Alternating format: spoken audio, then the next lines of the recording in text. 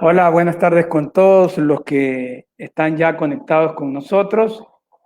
Tenemos ya la presencia del doctor Enrique Baeza desde la Ciudad de México. Doctor, ¿cómo le va? Buenas tardes. Estamos ya conectados con la comunidad portovejense, manabita, ecuatoriana y de todos los amigos que nos siguen por la red social de Adolfo Castro y Asociados, los amigos de Colombia, Perú, México, Chile, Bolivia, Paraguay, Argentina, Costa Rica, El Salvador, Panamá, y espero no haberme olvidado de ninguno de los que nos han escrito y que están con nosotros. A todos, bienvenidos y empezaremos en breves momentos ya con la exposición de nuestro ponente del día, el doctor Enrique Baeza Pulido.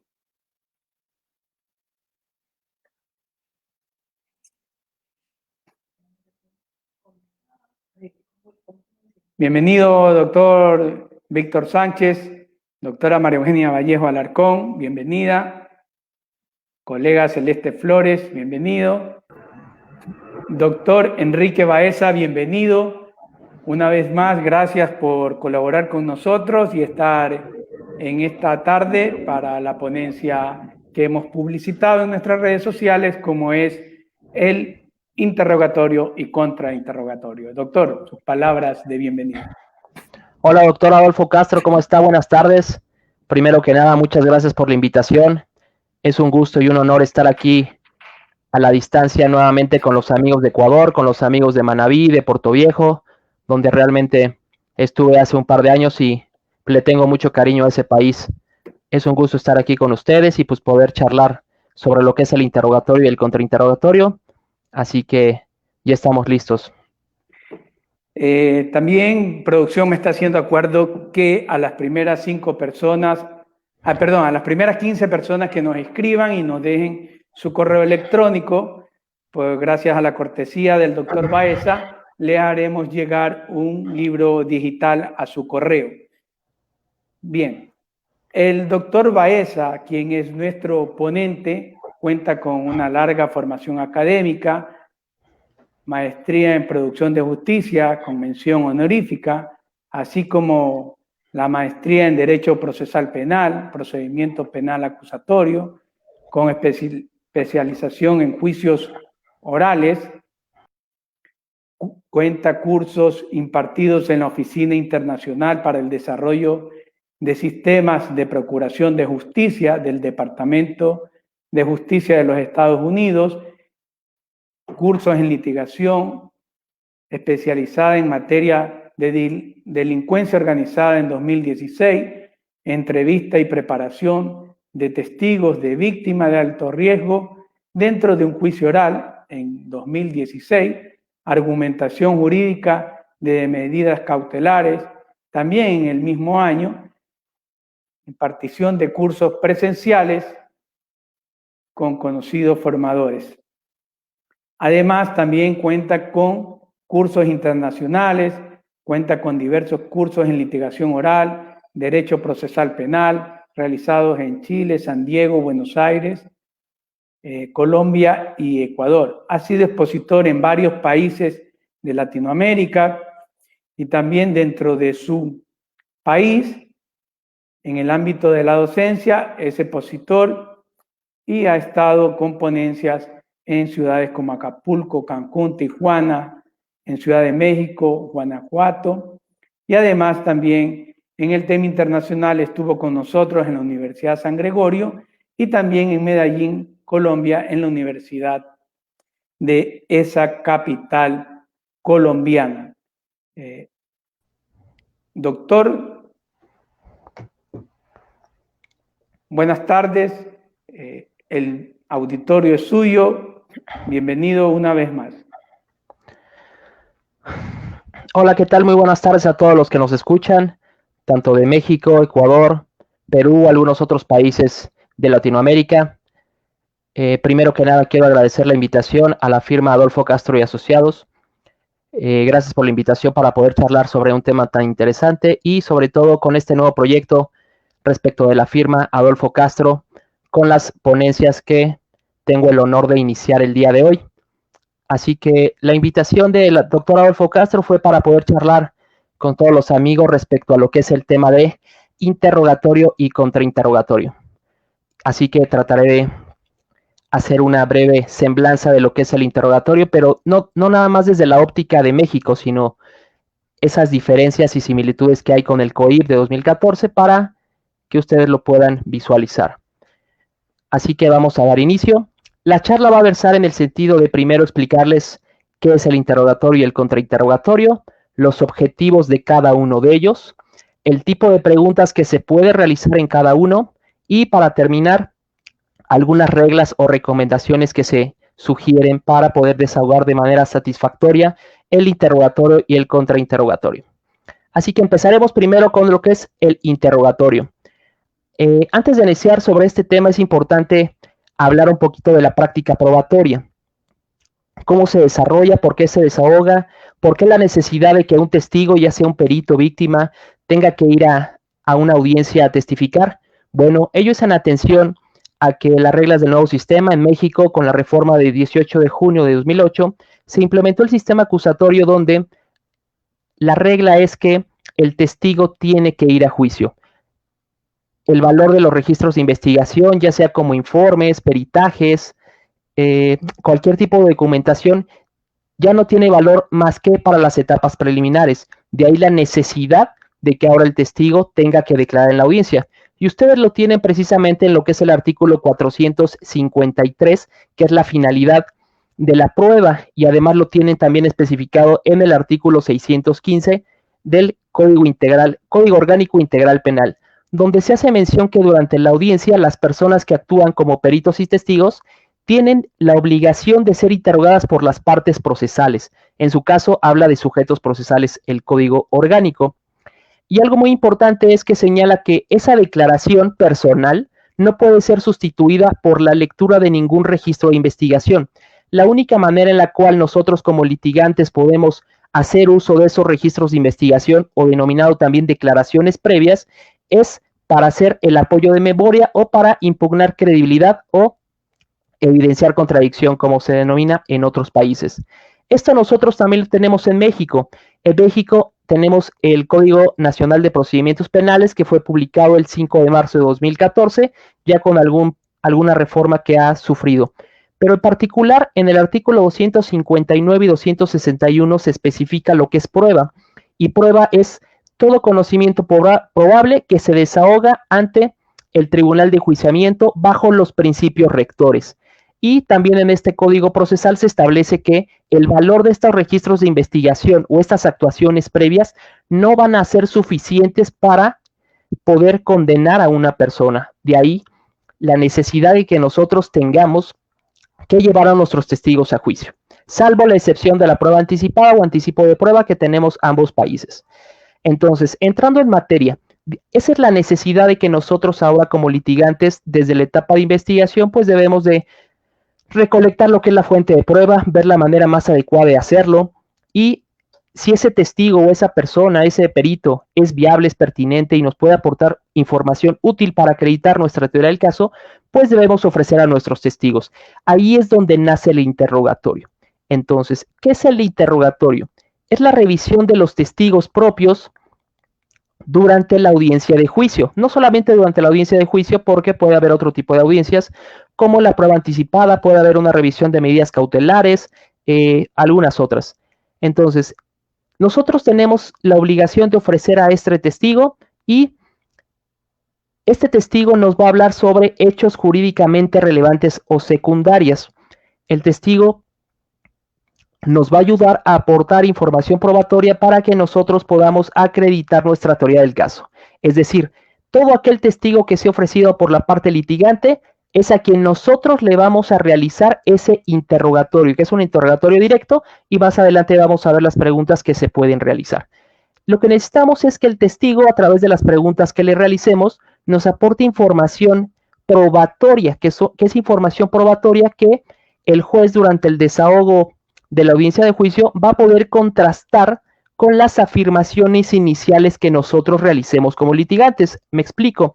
En el alegato de apertura lo que hace el fiscal es una promesa, es explicarle al juzgador cuáles son los hechos que van a ser materia de acreditación y cuáles, de manera enlistada, cuáles son los medios de prueba que van a ser desahogados, pero algo muy importante, cuáles son las proposiciones o enunciados fácticos que se van a acreditar.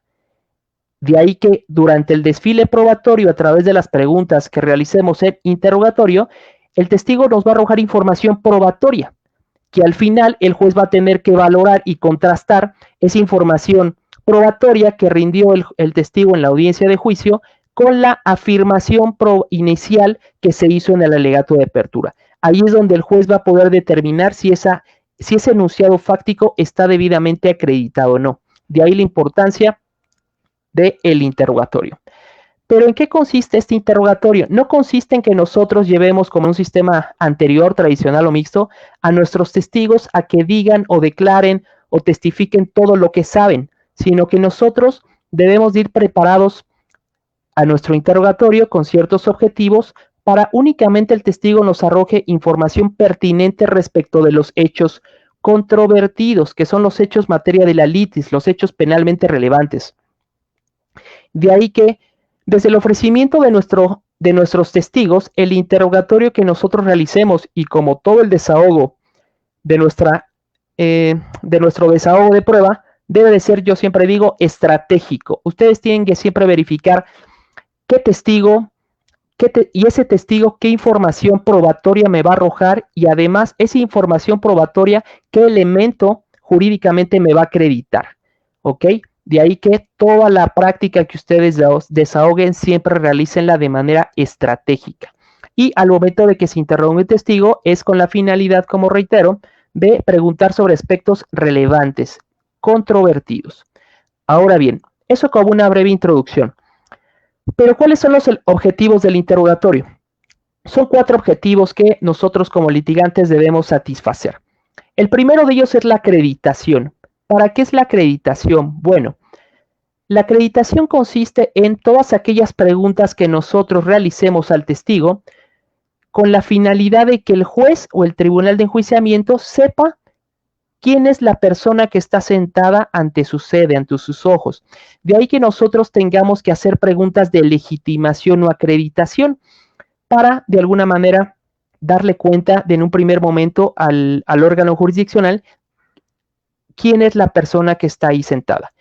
Pero ¿con qué pretendemos con la acreditación? Bueno, dentro de la acreditación, nosotros debemos darle información al juez respecto a que ese testigo es creíble, es decir, decirle quién es ese testigo. Si, por ejemplo, es un perito, si es un perito que trabaja en la fiscalía, si es un perito en materia de informática, desde hace cuánto tiempo trabaja en las coordinación de servicios periciales, por ejemplo, cuántos años tiene trabajando, cuántos dictámenes ha emitido, qué especialidad tiene, qué posgrados tiene. Por ejemplo, hay casos en los cuales tenemos peritos en materia de cibernética o peritos que realizan extracciones de información de evidencias electrónicas. Entonces, es muy importante que nosotros en la acreditación especifiquemos o le demos cuenta al juez que ese testigo es idóneo y que tiene los conocimientos y la experticia suficiente para en el segundo momento, pues ya nos arroje esa información.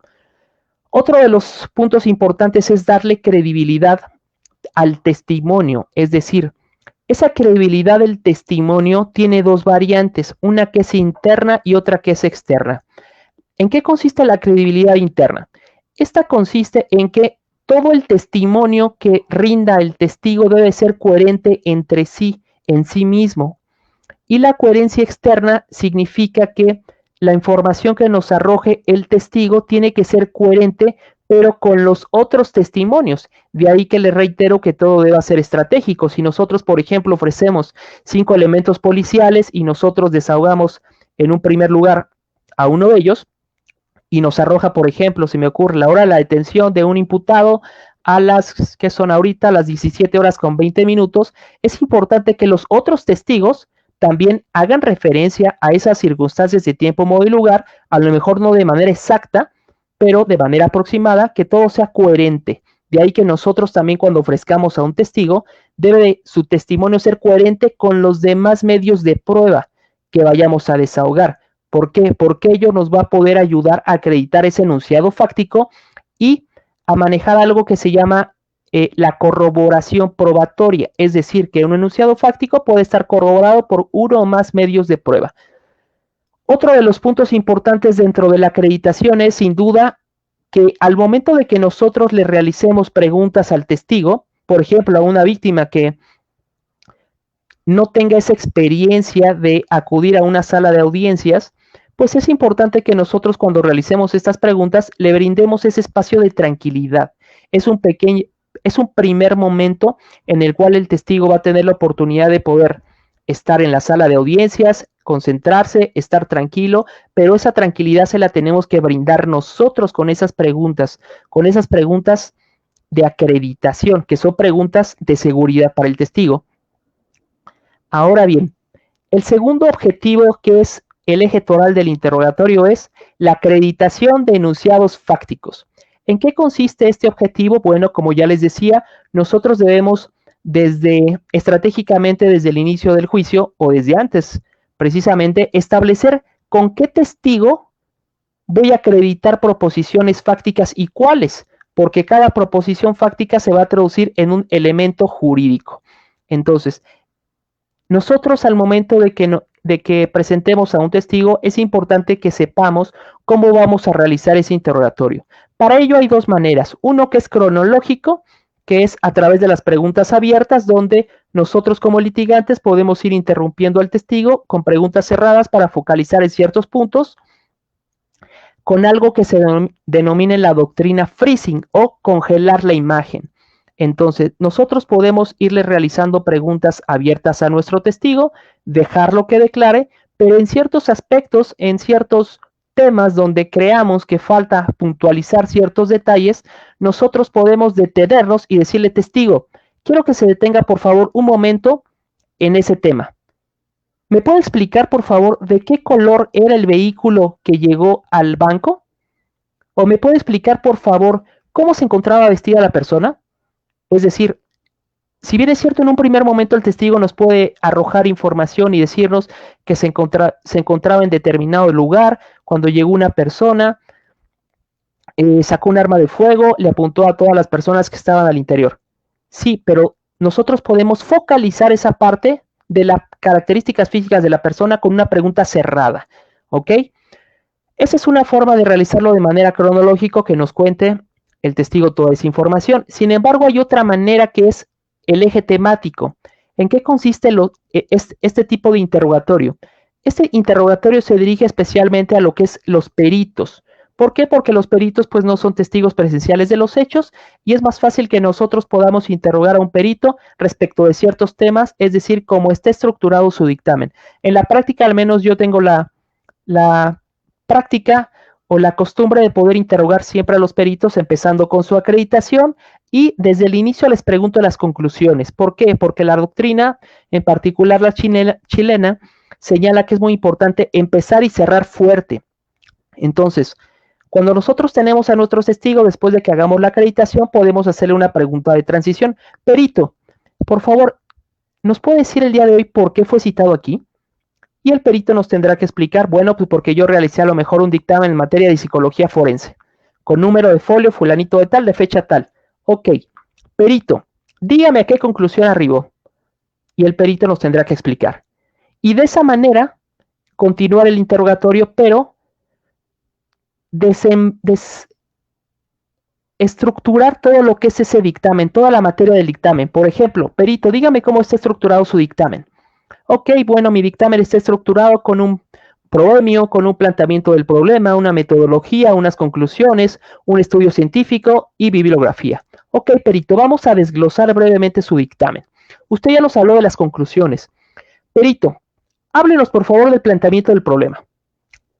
Ok, el perito empieza a platicar y a decirnos cuál fue la petición que le hizo a lo mejor el fiscal o el policía, dependiendo del caso. Perito, ya nos dijo cuál es el planteamiento del problema. ¿Nos puede decir, por favor, cuál es el método que usted aplicó en este caso? Y ustedes se van así de esa manera. tema por tema, como está estructurado su dictamen. ¿Para qué? Para que una vez que ya tengan ustedes arrojada la conclusión en la audiencia, que es una conclusión fuerte, ustedes vayan fortaleciendo, digo yo, blindando toda esa conclusión, le vayan dando esa estructura, ese soporte científico, evidentemente. El tercero de los objetivos que se realiza en el interrogatorio es la incorporación de la prueba, ya sea prueba documental o evidencia física. Nosotros en México, en el artículo 383 y otros artículos del Código Nacional de Procedimientos Penales, tenemos señalado que para poder incorporar este tipo de evidencia se requiere un testigo instrumental o un testigo de acreditación.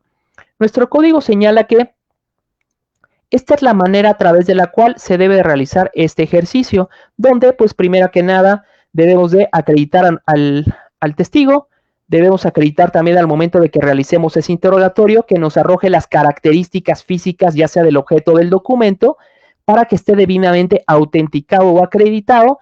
Después de eso, se sientan las bases suficientes para ponerle a la vista ese tipo de evidencia al testigo, para que lo que reconozca, previo traslado de la contraparte, y una vez que lo reconoce, se le empiezan a realizar nuevamente preguntas al testigo, finalizando con preguntas respecto de qué es lo que se le puso a la vista y si la reconoce. Esto así de manera un poquito más rápida, ¿no? Pero esta situación, esta forma de incorporación en el Código Mexicano es muy importante porque ustedes también la tienen en el Código Orgánico Integral Penal y la tienen específicamente en el artículo 616, donde se establece que los documentos, pues, que pretendan ser incorporados, pueden ser leídos en su parte relevante siempre en que esté directa o indirectamente relacionados con el tema probado, con el tema de juicio. De ahí la pertinencia. Y señala que los objetos pueden ser incorporados previa exhibición al testigo para su incorporación a la audiencia de juicio. De ahí que la forma de incorporación de la evidencia es de alguna manera de la misma manera. Sin embargo, hay países, si no me equivoco, en Ecuador, donde los documentos públicos no requieren testigo de acreditación.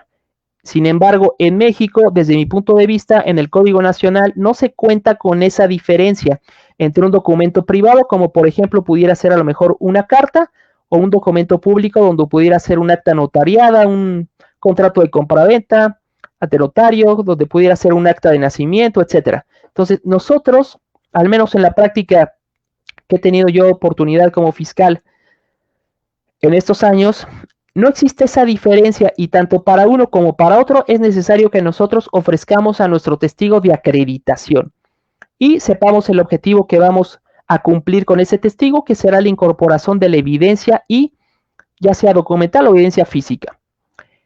Vamos a pasar al cuarto objetivo. El cuarto objetivo de lo que es el interrogatorio es brindar información probatoria para acreditar otra prueba. Me explico. No se trata de que un testigo nos arroje información probatoria para acreditar el enunciado fáctico, que es el segundo objetivo que ya vimos, sino que se trata que dentro del relato de la información que nos diga el testigo a través del interrogatorio, nos dé información probatoria suficiente para darle credibilidad a los otros medios de prueba que van a ser desahogados. Entonces, eso tiene mucha relación con lo que es la coherencia externa.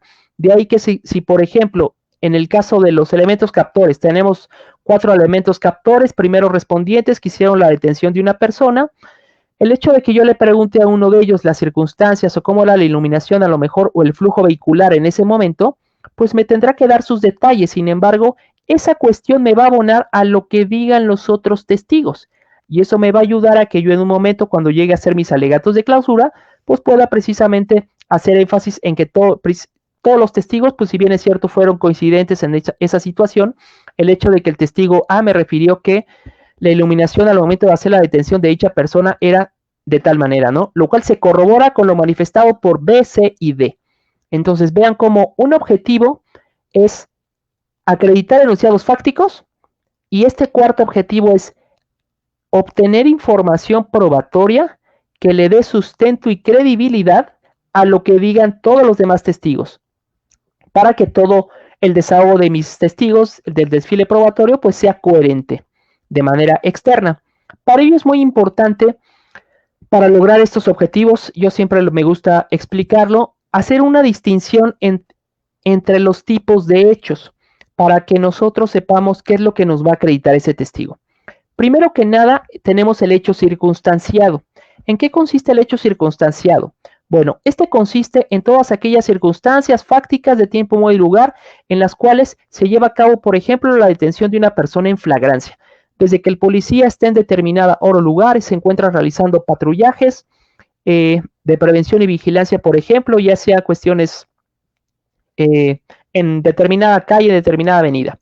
Y nos va narrando todas esas circunstancias de cómo se percatan de determinada persona que a lo mejor va a exceso de velocidad, se ve que trae un arma de fuego por la ventana, eso puede pasar, van a exceso de velocidad, más adelante los detienen, les dan alcance a través de los controles preventivos, se le pregunta a la persona el motivo de por qué a lo mejor va a ese exceso de velocidad, se le pregunta si tienen documentos, se le permite, o más bien se le pregunta si se le permite hacer una revisión, la persona se desciende, se alcanzan a percatar los policías que cuando desciende a lo mejor trae un arma apuntada aquí en la cintura, etcétera, etcétera, hasta que hacen la detención, la ponen a disposición del fiscal, etcétera. Todo eso es un hecho circunstanciado.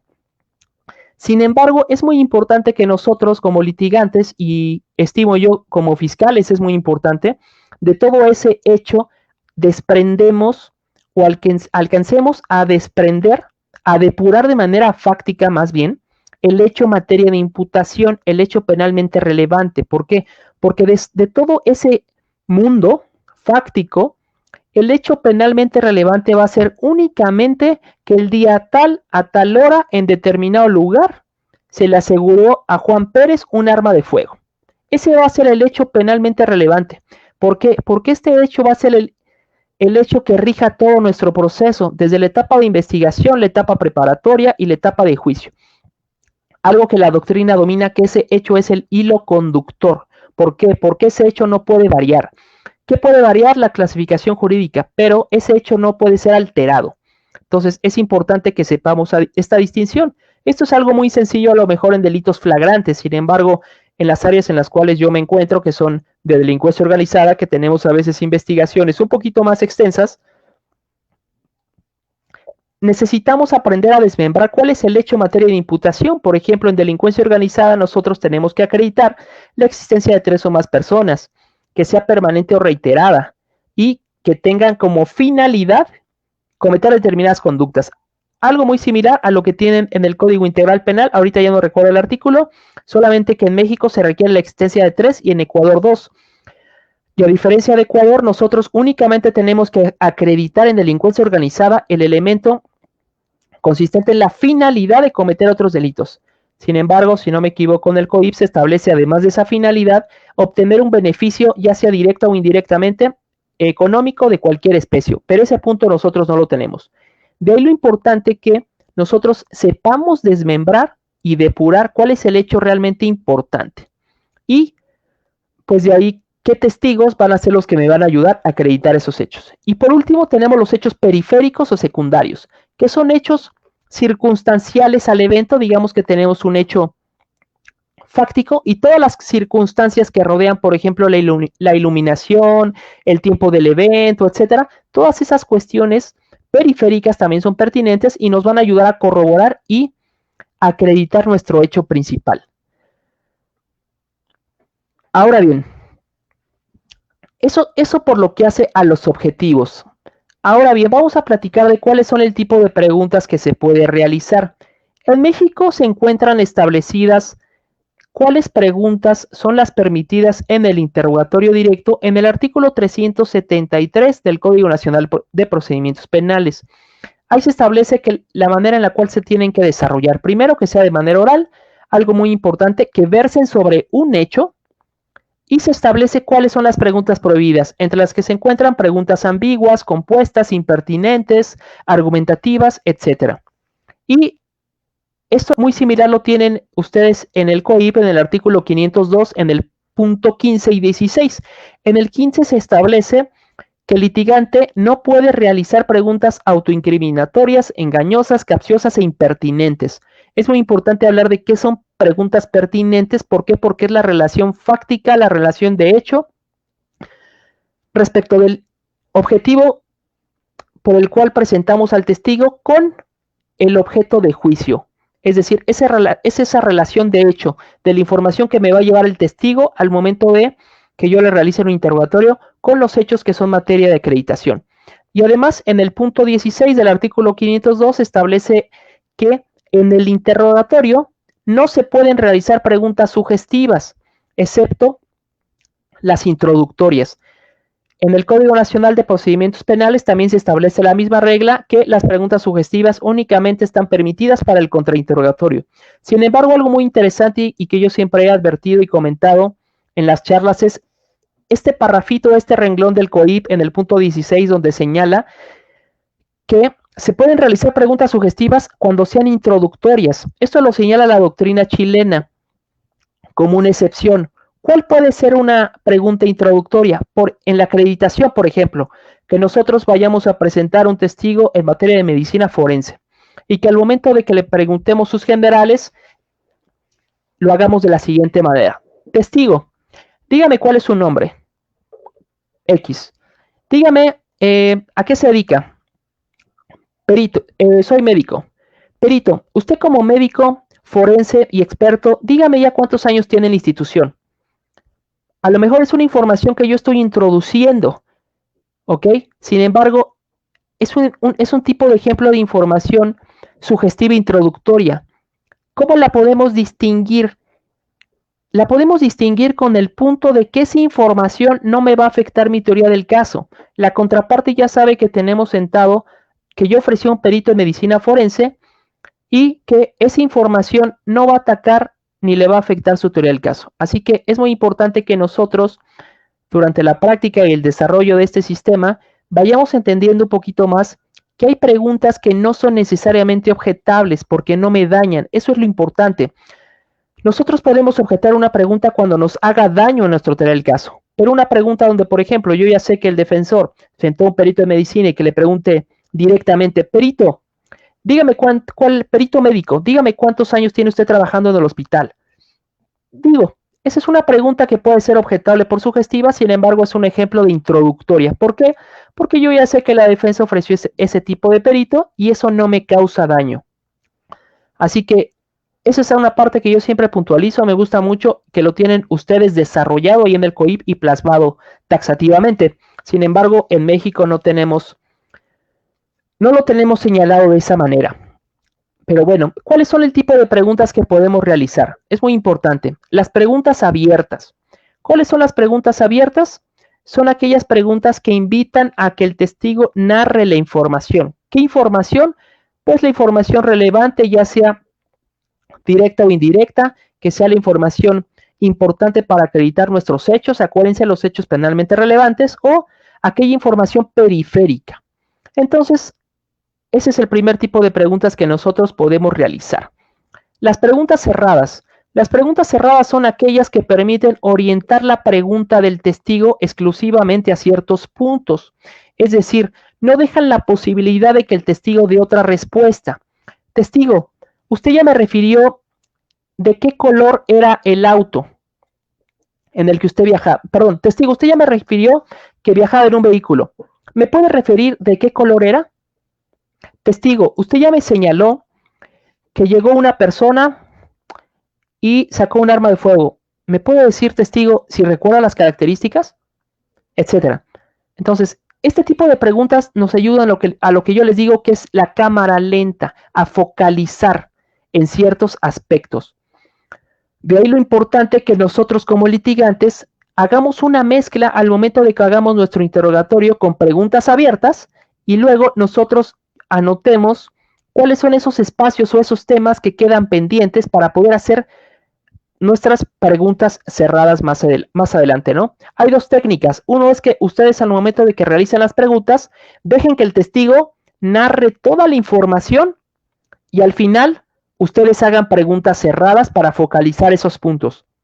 La otra que a mí me gusta más es que ustedes pueden ir realizando preguntas abiertas y cuando lleguen a un punto, ustedes pueden interrumpir al testigo, focalizar y volver a hacer una pregunta abierta para darle de esa manera, como en forma de eslabón, entre preguntas abiertas y cerradas, y el testigo, pues inmediatamente en cuando arroja la información, pueda focalizar ese tema en particular y no hasta el final. ¿Por qué? Porque eso puede provocar que a lo mejor yo le diga al testigo, usted me refirió al inicio de su relato de un pollero, de una casa de seguridad. ¿Me puede decir cómo era esa casa de seguridad? Y a lo mejor la defensa y el juez no me van a permitir la pregunta previa objeción. ¿Por qué? Porque el testigo nunca lo dijo. Sin embargo, pues yo anoté en mis temas, en mis puntos, que el testigo ya lo había manifestado y únicamente faltaba puntualizar la ubicación de esa casa de seguridad, las características físicas. Y pues a lo mejor el hecho de que lo dejemos hasta el final va a provocar que la misma defensa nos objete y el juez a lo mejor atiende esa objeción por la dilación, ¿no? En el momento en que nosotros hacemos esa pregunta cerrada. Otra de las preguntas que podemos realizar es la de transición. ¿Cuáles son las preguntas de transición? Que también sería una excepción a las preguntas sugestivas desde mi óptica. La pregunta de transición son aquellas preguntas o títulos o encabezados que se le pone al momento de realizar una pregunta. ¿Ok? Y es para ubicar a un testigo al momento de que le formulemos o lo cuestionemos sobre un aspecto. Es decir, testigo, muy buenas tardes. Yo soy el fiscal, le voy a realizar una serie de preguntas. Testigo, vamos a hablar de su acreditación. Ejemplo de pregunta de transición, porque estoy poniendo un encabezado. Hago las preguntas de acreditación, etc. Testigo, vamos a hablar, díganos por qué está aquí el día de hoy usted, ¿por qué fue citado? Bueno, yo fui citado el día de hoy porque realizó un dictamen en materia de evaluación. Ok, pregunta de transición. Testigo, quiero que por favor me hable de sus conclusiones. Díganos, ¿a qué conclusión llegó? O testigo, usted ya me habló de su dictamen. Vamos a desglosar brevemente su dictamen. Eso es una pregunta de transición. Por ejemplo, alguna vez me tocó interrogar a algunas víctimas indocumentados quienes te referían que le habían pagado a una tercera persona desde Guatemala a Honduras para poder viajar, ¿no?, hacia la frontera de los Estados Unidos. Y al momento de que los testigos te dicen, bueno, lo que pasa es que yo salí de mi país, salí por mis medios, sin embargo, ya llegando a la frontera con México, me llevaron a una casa y en esa casa yo contacté a una persona y ahí le pagué a una señora. Ok, testigo, usted ya me refirió que le pagó. Quiero que enfoque, por favor, su atención en ese momento en el cual usted le pagó. Eso es pregunta de transición, que no es objetable porque el mismo testigo me lo está refiriendo. Sin embargo, lo hago para captar la atención del juez. ¿Por qué? Porque el elemento del lucro, del pago, es muy importante para el delito de inmigrantes. Testigo, quiero que ponga mucha atención en el momento en donde usted le pagó a esta persona. Dígame, ¿cuánto le pagó? ¿Cómo le pagó? ¿En qué lugar de la casa le pagó? ¿Cómo era la persona a la que le pagó? ¿Se encontraba alguna otra persona presente cuando usted le pagó? Ejemplo, ¿eso qué me ayuda? A que yo ya hice 3 o 4 preguntas respecto al elemento del lucro. Y eso me va a ayudar a acreditar ese enunciado fáctico. Pasemos a la siguiente tipo de preguntas, que son las sugestivas. En el interrogatorio directo también están permitidas las preguntas sugestivas, pero nada más en el caso del testigo hostil. Y en el caso de preguntas introductorias, dada la doctrina, en este sentido, la regla es, en el interrogatorio no se pueden realizar preguntas sugestivas. Ok, sin embargo, en el Código Nacional de Procedimientos Penales en México tenemos una figura, y también la doctrina la señala, que es la figura del testigo hostil. ¿Qué significa? Que nosotros cuando ofrecemos a un testigo, se entiende que ese testigo va a ayudar o apoyar mi teoría del caso. No significa que mi testigo esté comprado ni nada, sino que el testigo, que la información que me va a aportar va a acreditar mis enunciados fácticos. Sin embargo, hay ocasiones en las cuales nosotros podemos ofrecer a un testigo y el testigo se puede poner renuente, no se acuerda, tiene miedo, temor, etc. Eso hace, o que me va a dar las preguntas, a lo mejor porque fue cooptado o fue amenazado, como les digo, por la contraparte o por los coimputados, etc. Eso va a provocar que yo le siente bases suficientes al juez para decirle, señoría, si bien es cierto el testigo fue ofrecido por la fiscalía del interrogatorio que estamos realizando, es evidente que el testigo esté evadiendo a mis preguntas. De ahí que le solicito que por favor declare testigo hostil y me permita la formulación de preguntas sugestivas, que son enunciados en forma de pregunta. ¿Qué pasa en México? El juez tendrá que valorar esa situación y me puede dar la opción de que yo como fiscal le haga preguntas sugestivas a mi testigo. Sin embargo, como dice la doctrina chilena, esto tiene un costo de credibilidad. De ahí que nosotros tengamos que valorar si es viable o no realizar este tipo de preguntas. Les pongo un ejemplo. Alguna vez tuve la oportunidad de desahogar una prueba anticipada con 4 indocumentados, donde recuerdo que la primera señora que llevé a declarar realmente estaba muy asustada. Y recuerdo que desde la acreditación yo le preguntaba, testigo, muy buenas tardes, yo soy el fiscal, le voy a hacer una serie de preguntas. Dígame, ¿cuál es su nombre? No me acuerdo. Testigo, dígame, ¿de qué país es usted? No me acuerdo. Y me evadía, la señora estaba súper estresada. ¿Qué hice? No opté por aplicar esta figura y mejor retiré mis preguntas y le di salida a la testigo. ¿Por qué? Porque yo tenía otros 3 testigos para acreditar la misma información. Así que es importante que nosotros valoremos. Habrá casos donde sea nuestro único testigo, sean 2 testigos o únicamente ese testigo tenga esa información o esos detalles. Ahí es donde nosotros de manera estratégica tenemos que valorar si aplicamos esta figura o no. Insisto, porque va a tener un costo de credibilidad al momento de que el juzgador haga la valoración. ¿Por qué? Porque recuerden que en el interrogatorio algo muy importante, la estrella es el testigo, no el litigante. El testigo es la estrella quien tiene que arrojar toda la información. Y si nosotros como litigantes incorporamos la información, pues va a tener, puede tener valor probatorio diferente, ¿no? O un peso probatorio diverso. Eso es por lo que hace el tipo de preguntas. Para terminar con lo que es el interrogatorio, vamos a platicar de algunas reglas básicas, recomendaciones, sugerencias, para que ustedes siempre las tomen en cuenta. La primera, ¿cómo se ejecuta el interrogatorio?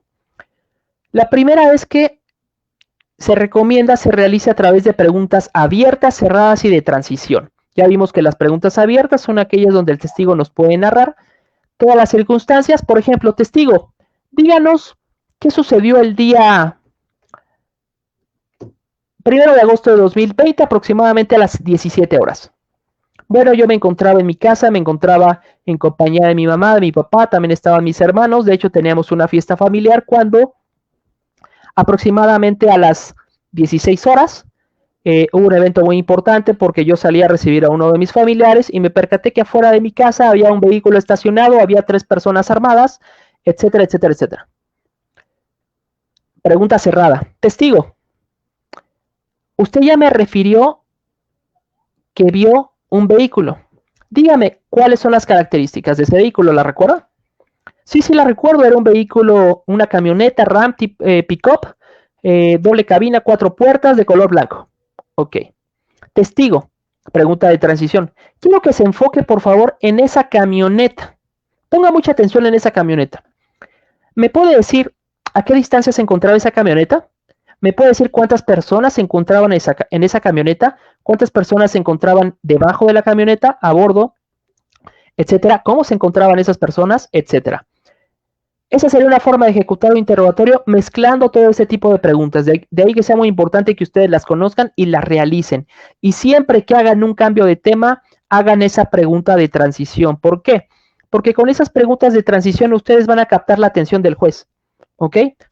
Testigo, quiero que por favor ponga mucha atención en este punto de la camioneta. Cuando las personas estaban armadas, que usted ya me refirió. Entonces, el juez, vamos a captar su atención. ¿Por qué? Porque viene un momento importante en el interrogatorio. Entonces, es importante que nosotros hagamos estas preguntas para hacer esos cambios de tema y captemos esa atención. La segunda, nunca pregunte si no conoce la respuesta. ¿Qué significa? Que nosotros no podemos ir a investigar a juicio a ver qué nos va a decir el testigo. Yo les he dicho que el interrogatorio es estratégico, tiene que estar planificado. De ahí que si nosotros ofrecemos a un testigo, por ejemplo, a un primer respondiente, a un policía, captor, elemento aprensor, es porque nosotros, o más bien yo como fiscal, sé que ese testigo participó en los hechos, que esa persona hizo la detención, que le constan la forma en la cual se llevó a cabo la detención y el traslado de la persona, que fue a lo mejor el policía que realizó o le encontró el arma de fuego fajada a la cintura al imputado.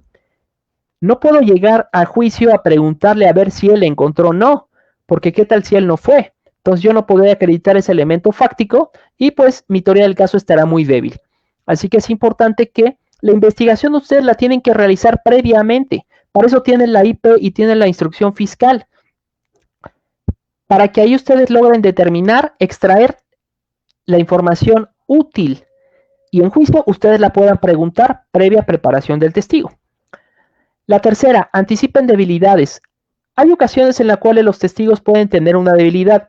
Yo les aconsejo que ustedes hagan esa anticipación. Por ejemplo, yo tuve un caso donde un policía había sido suspendido cuando unos 15 días aproximadamente antes de mi juicio. De hecho, yo no lo podía notificar porque estaba suspendido. Donde si bien es cierto, yo le pregunté al policía qué había pasado, me dijo que había estado en un operativo donde la gente se puso un poquito mal, atacaron policías y este policía pues había agredido de alguna manera a una persona en esa trifulca, en esa acumulación de gente. Sin embargo, el policía siempre fue seguro y certero. Me dijo, Lick, yo estoy seguro, doctor, que voy a salir bien, adelante, no tengo ningún problema y ya está por resolverse mi procedimiento. ¿Qué hice yo? Al momento de preguntarle la acreditación al policía, testigo, dígame por favor a qué se dedica, cuál es su nombre, cuál es su función, dígame si usted tiene antecedentes penales. Me dijo, sí, tengo un antecedente. Le digo, ¿me puede explicar en qué consiste su antecedente? Y ya me explicó en qué consistía. Y para terminar le dije, y dígame, ¿ya se resolvió ese procedimiento? Me dice, no se ha resuelto, sin embargo yo estoy seguro, dado el actuar que realicé junto con otros compañeros, que voy a salir bien. Ok, testigo, vamos a pasar a otro tema, por favor. ¿Eso por qué? Porque la defensa tenía información de que esta persona estaba suspendido, de hecho nadie la podía notificar. Sin embargo, al final, afortunadamente la jueza valoró adecuadamente la información que rindieron los policías y esa cuestión no afectó. Sin embargo, es importante que ustedes valoren si esa información que puede ser una debilidad, la puede tener la contraparte. Y si la puede tener y la conoce, mejor ustedes anticípenla y justifíquenla. Ya no es lo mismo que la contraparte arroje, saque esa información de alguna manera a que yo lo haga en un primer momento, porque eso habla de la lealtad y del testigo que estoy llevando a declarar. Y habla sobre todo de la credibilidad de su testimonio. Otro de las reglas es utilice apoyo gráfico. Es diferente a la evidencia física, por ejemplo, llevar, en el caso de México, por ejemplo, se tiene la costumbre de poder llevar ya sea evidencia física, un teléfono celular, sea una pistola, sea un arma larga, sea droga, obviamente las muestras de la droga, etcétera. En México así es. Sin embargo, tengo entendido por los amigos que tengo allá en Ecuador y también porque tuve la experiencia de asistir a varias audiencias allá, donde, por ejemplo, para incorporar un arma de fuego tienen que incorporar únicamente el acta de destrucción, por así decirlo. Sin embargo, en México no, tenemos que llevar la evidencia, el arma física.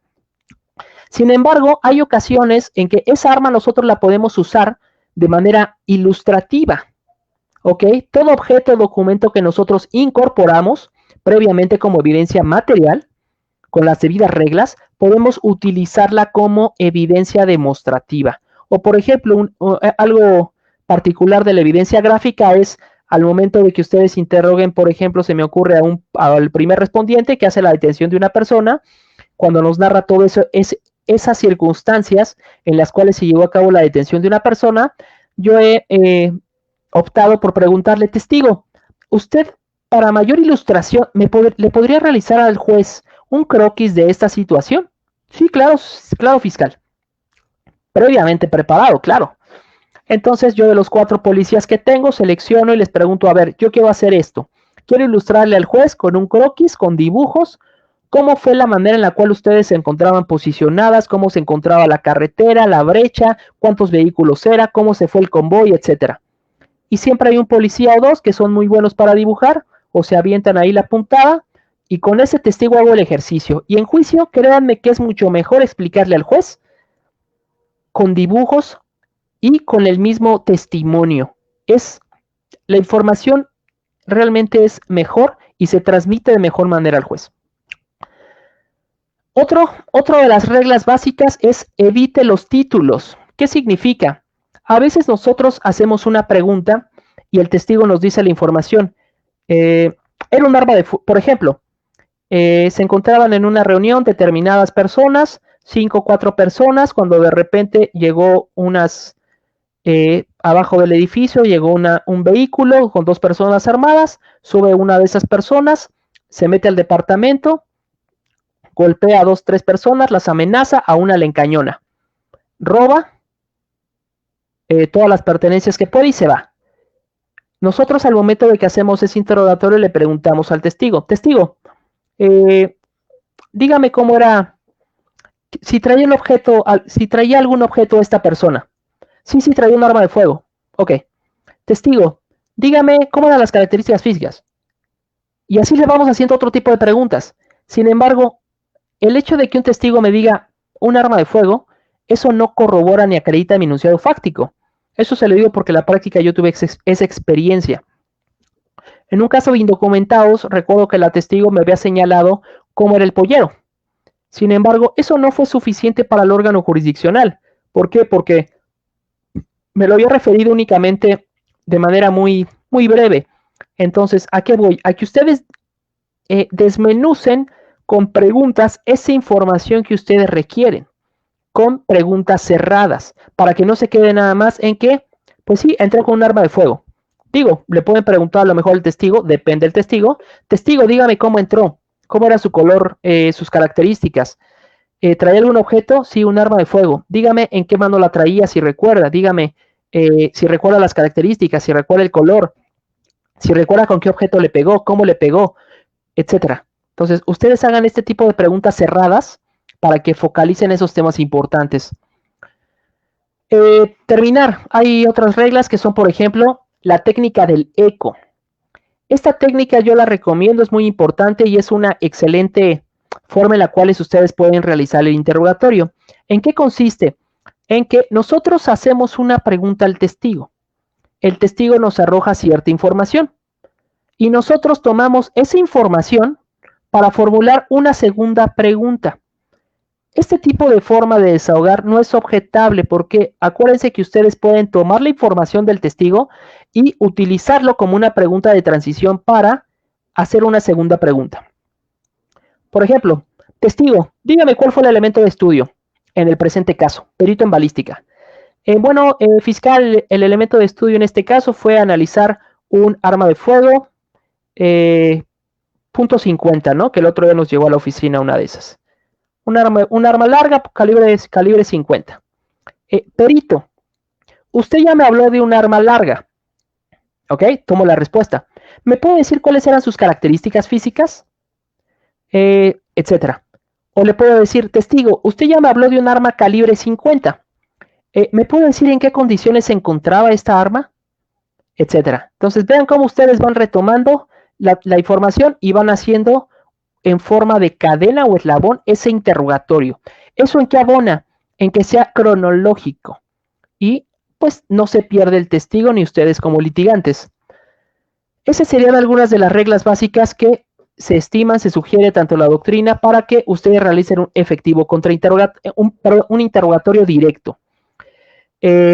Hasta aquí sería la plática por lo que hace el interrogatorio, doctor Adolfo Castro. No sé si a lo mejor los amigos, colegas tengan alguna pregunta, duda respecto a lo que es el tema de interrogatorio, para, si tú lo estimas conveniente, a platicar un poquito del contra.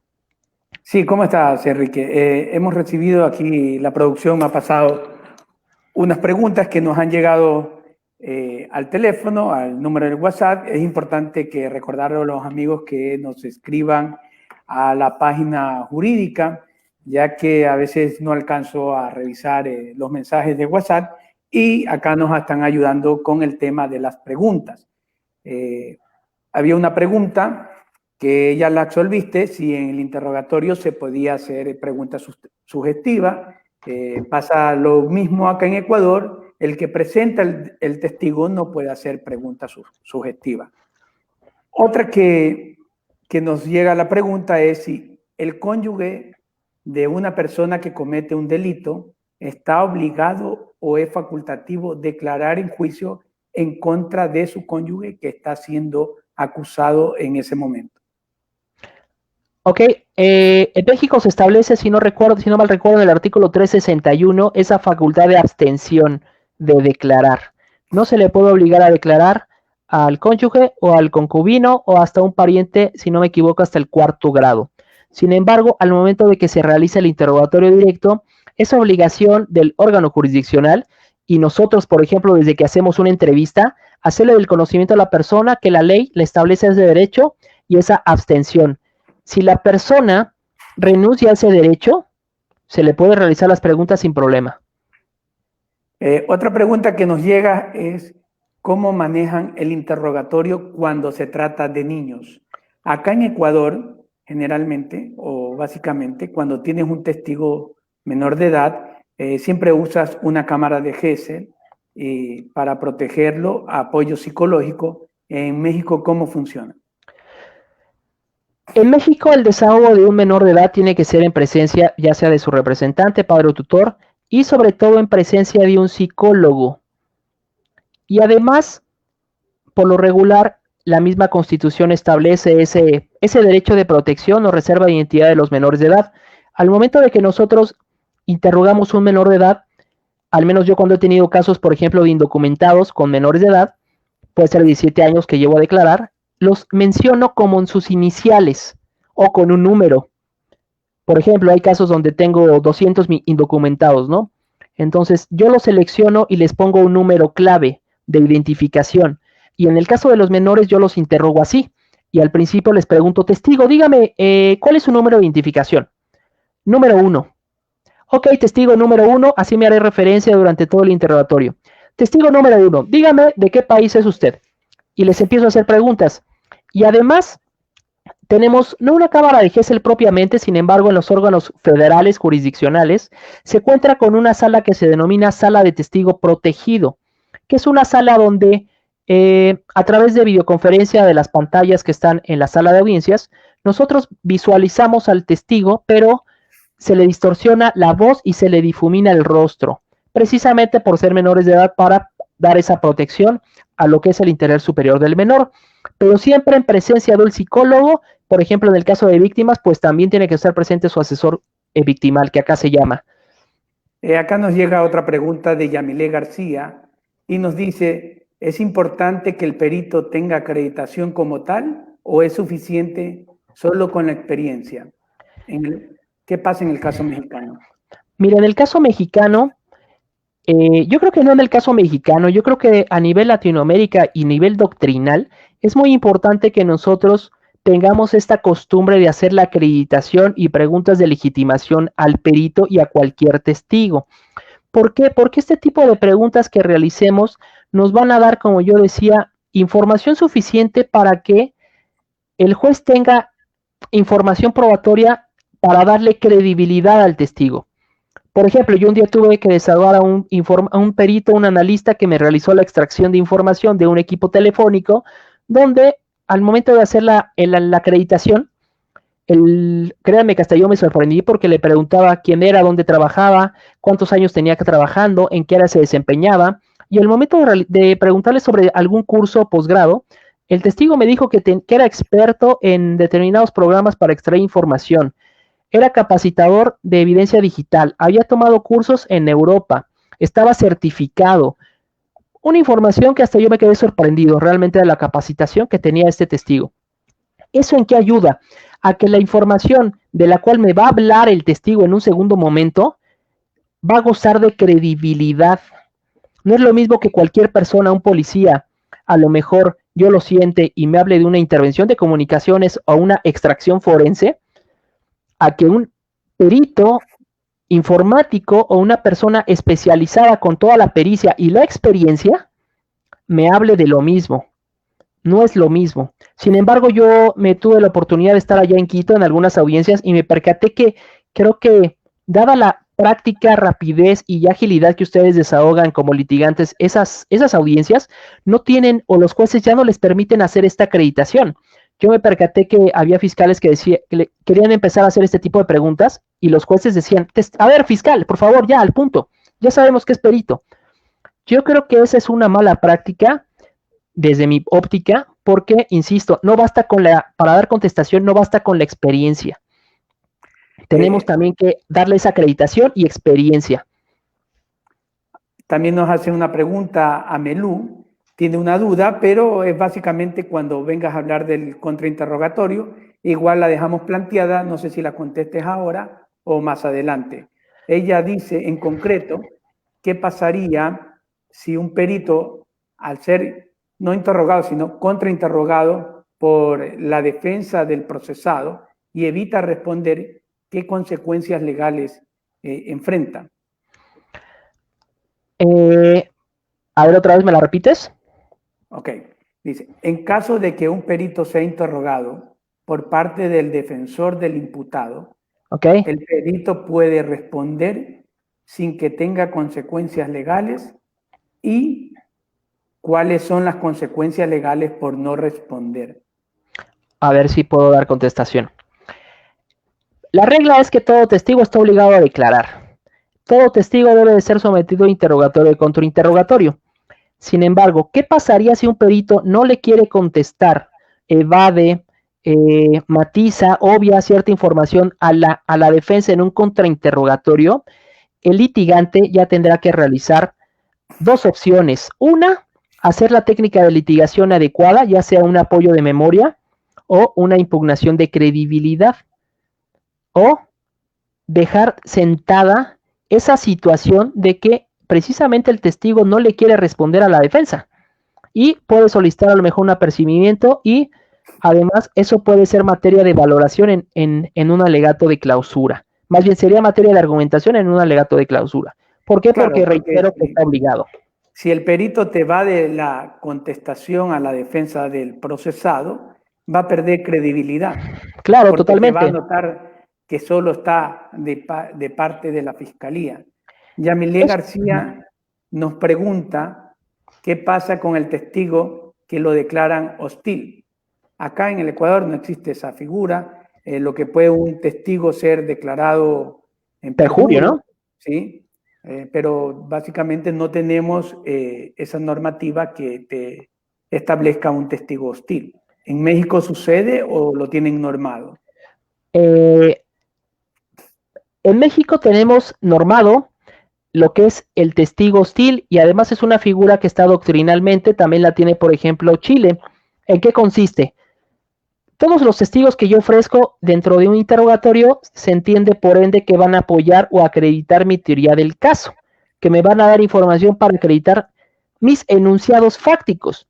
Sin embargo, ¿qué pasa si yo ofrezco un testigo, a lo mejor a una víctima de secuestro, y un mes antes de la audiencia de juicio, parte de los integrantes de una banda criminal van y amenazan a la familia, que si va y declara van a matar a la familia? Yo llevo a declarar a la persona, eso puede pasar, y pasa. Llevo a declarar a la persona y al momento de que la siento, le hago preguntas y la persona no me quiere contestar. Me obvia, oculta información, se hace la que no me escucha y no se acuerda y que no me acuerdo.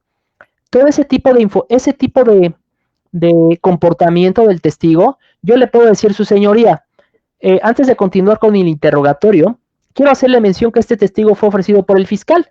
Sin embargo, de las preguntas que estamos realizando, si usted se puede percatar, el testigo está obviando, matizando y no quiere contestar a mis preguntas.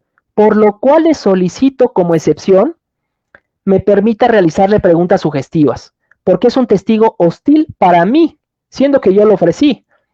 ¿Qué va a hacer el juez? Sí, efectivamente, testigo, estoy advirtiendo que usted no quiere contestarle al fiscal, lo apercibo, a lo mejor en un primer momento. Y si no quiere seguir contestando, fiscal, adelante, puede como excepción hacer preguntas sugestivas. ¿Qué pasa? Y yo ya puedo empezar, testigo. Usted me refirió que vive en Quito, ¿cierto? Sí. Usted me refirió que fue víctima de secuestro, ¿verdad? Sí. Y usted me refirió que pagó por ese secuestro. Entonces yo ya empiezo a hacer contrainterrogatorio, pero a un testigo mío. Vamos a concluir esta parte del interrogatorio y a continuar con el contrainterrogatorio, no sin antes decirles que desde Colombia dice que también en Colombia el testigo hostil se le puede hacer ese tipo de pregunta subjetiva, así como Verónica, concordamos con ella, Verónica Andrade. Acá en Ecuador, el fiscal y el que presenta el testigo, sea el defensor del procesado, tiene que acreditar para saber la experiencia y en base a eso realizar las preguntas y ver la fuerza o no del testigo que presentamos.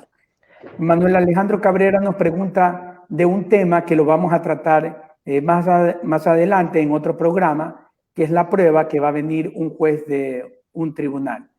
Sigamos con el tema del contrainterrogatorio. Antes de iniciar con el contrainterrogatorio, doctor Castro, si me permites, respecto al tema de los peritos, algo que yo me percaté y ustedes tienen señalado en su Código Integral Penal en el artículo 615 es que los peritos tienen que rendir ante el tribunal o exponer el contenido de su información y sus conclusiones. Y el Código Orgánico señala, y después las partes le pueden realizar preguntas.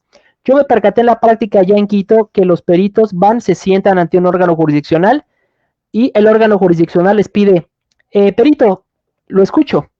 Y el perito le expone su dictamen y sus conclusiones. Sin embargo, eso no pasa en México.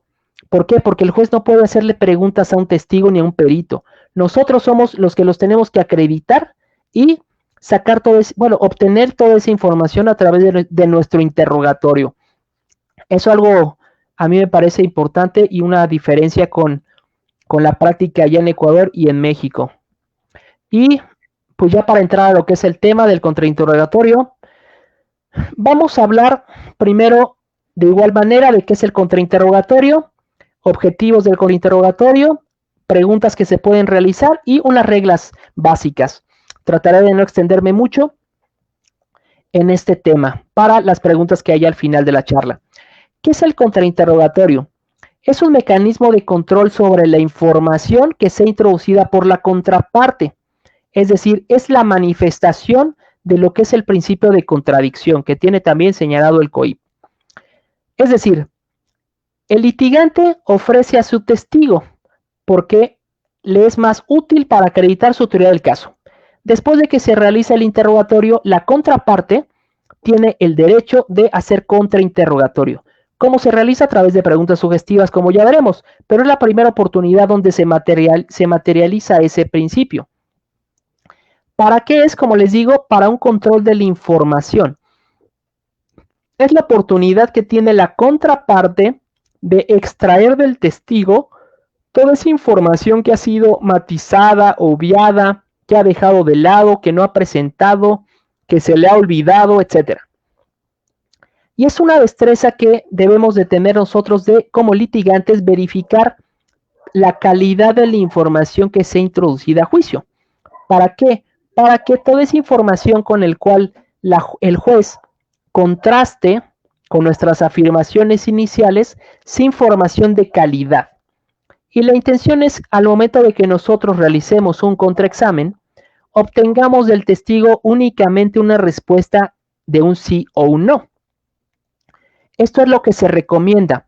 Se aconseja que cuando nosotros realicemos un contrainterrogatorio, no debemos de permitirle al testigo que explique o justifique sus respuestas.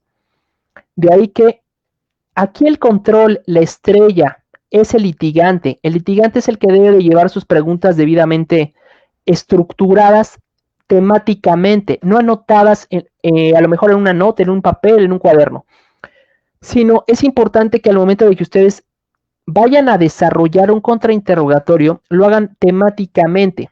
Por ejemplo, vamos a atacar las conclusiones del perito. Que ustedes desahoguen los subtemas o las preguntas posibles para atacar el tema central que son las conclusiones, o por ejemplo, del planteamiento del problema. Un ejemplo, a mí me tocó en diciembre del año pasado tener la oportunidad de hacer un contraexamen a un perito en materia de antropología social. De hecho, era un dictamen en antropología social y el perito era experto en etnopsicología, que es una rama de la psicología, ¿no? Por ejemplo. Entonces, en el dictamen pericial que el perito emitió, nunca está estructurado el planteamiento del problema.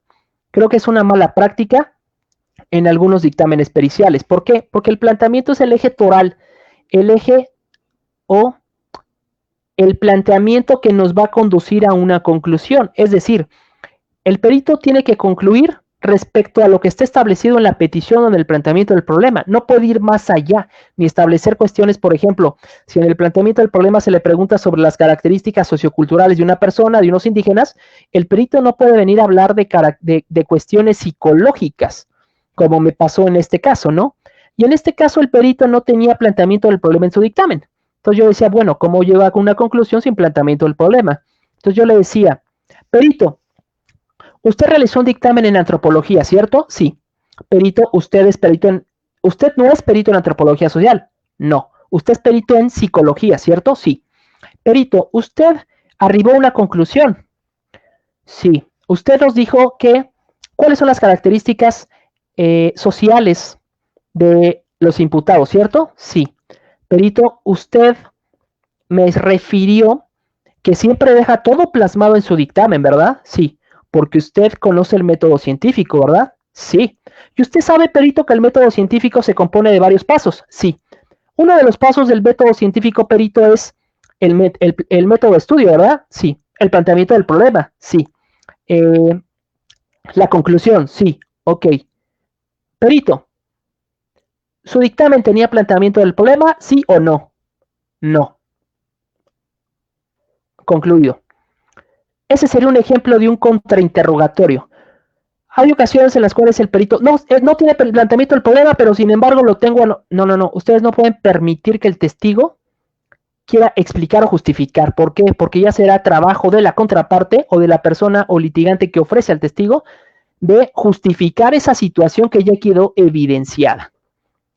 Entonces, eso es lo que se recomienda. Sin embargo, habrá casos estratégicamente donde es importante que a lo mejor ustedes le pregunten o le hagan una pregunta abierta donde puedan permitir que el testigo explique. ¿Por qué? Porque de esa información que ustedes ya deben de conocer, porque ya investigaron, pueden atacar esa información.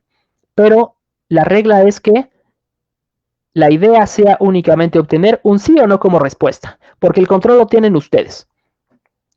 Objetivos del contraexamen. Primero, desacreditar al testigo.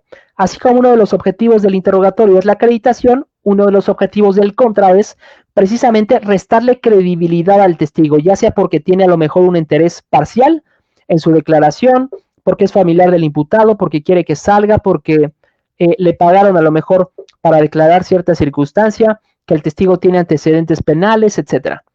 Ustedes pueden hacer todas aquellas preguntas indicadas para desacreditar a la persona. Primer punto. Segundo, desacreditar el testimonio. Este también va en relación al segundo objetivo del interrogatorio, que es acreditación de proposiciones fácticas. Entonces, con este segundo objetivo del contra, que es desacreditar el testimonio, se pretende demostrar que el testigo cambia sus versiones. Y con ello a lo mejor podemos realizar una técnica que se denomina impugnación de credibilidad o en México evidenciar contradicción.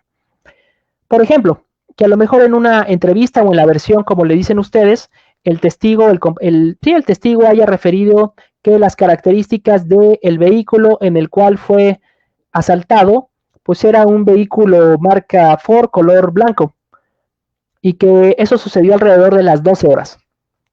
Sin embargo, después de la investigación, de la instrucción fiscal, la persona pues se da cuenta que se equivocó y todo, y que la realidad es que era una camioneta Ram Silverado, doble cabina, color roja, y que los hechos no sucedieron a las 12 del día, sino que los hechos sucedieron a las 4 de la tarde.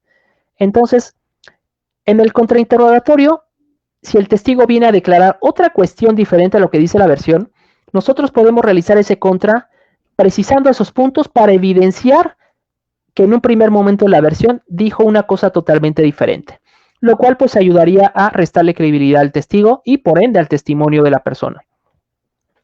Un tercer objetivo de lo que es el contrainterrogatorio es la acreditación de proposiciones fácticas.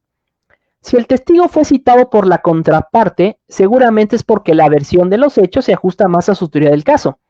Sin embargo, eso no obsta, no es impedimento para que nosotros podamos incorporar información con el testigo en un contrainterrogatorio. ¿Ok?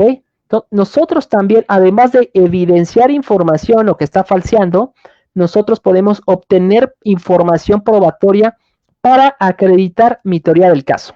Por ejemplo, en la ejecución de un allanamiento, en México se tienen las formalidades de cuando se llega a un domicilio, llega la policía en compañía de peritos. Antes de ingresar al domicilio se tienen que señalar, creo que eso no pasa allá en el COIP, el otro día platicaba con una colega, el fiscal o el policía que desahoga el allanamiento tiene que señalar testigos de asistencia en caso de que no haya ocupante o nadie atienda el llamado. Pero los tiene que señalar antes de ingresar al domicilio y tiene que pegar a esa hoja o esa resolución judicial donde se ejecute el allanamiento. O en caso de que haya una persona ocupante, al momento de ingresar al domicilio, se le tiene que hacer del conocimiento al ocupante la orden judicial. Sin embargo, cuando los testigos van a declarar, pues refieren que llegó un operativo, que muchos policías, peritos, que eran alrededor de 50 en casos de delincuencia organizada, donde pues ellos nunca sabían a qué iban y que no sabían por qué se metieron de esa manera, etcétera. Sin embargo, una manera en la cual yo puedo obtener información para darle sustento y credibilidad a mi orden de cateo o allanamiento es, en una ocasión, en un caso de pornografía infantil, le pregunté al testigo, señor, usted me refiere que estaba en su domicilio, ¿cierto? Sí, porque fue un testigo ofrecido por la defensa. Ok, usted se encontraba alrededor de las 2 de la mañana en el domicilio, ¿cierto? Sí. ¿Y usted me refiere que llegó policía? Sí. ¿Y peritos? Sí. Después de que tocan a la puerta, usted atiende al llamado, ¿verdad? Sí. Y la policía, usted me dijo que no le entregaron la orden de cateo, ¿verdad? No me la entregaron. Pero la policía le explicó, cuando ingresó al domicilio en la sala, en qué consistía la orden de cateo, ¿verdad? Sí me explicó. Subsanada dicha situación. Por ejemplo, ¿no? Entonces, ¿qué hago yo? Obtengo esa información de que el testigo manifiesta que según no le entregaron esa orden de cateo, esa orden judicial, sin embargo, al momento de que llegan a la sala, al comedor, la misma policía le da lectura a esa acta de cateo y le explica, con lo cual yo obtengo información para decir en un alegato de clausura, su señoría, evidentemente se advierte que de la información que proporcionó el mismo testigo de la defensa, el allanamiento fue constitucional, porque se le explicaron los alcances de esa ejecución de cateo. Por ejemplo, para no extenderme, otro de los objetivos del contra es la incorporación de prueba material. También es posible que nosotros, en un contra, con un testigo contrario, podamos incorporar información, ya sea digital, videos, fotos, documentos, etcétera, con la misma técnica que hemos señalado o pues que se encuentra establecida de alguna manera en nuestro código, ¿no? Previa acreditación, se le hace las preguntas al testigo, luego se le pone a la vista el documento para que lo reconozca, previo traslado y se incorpora esa información.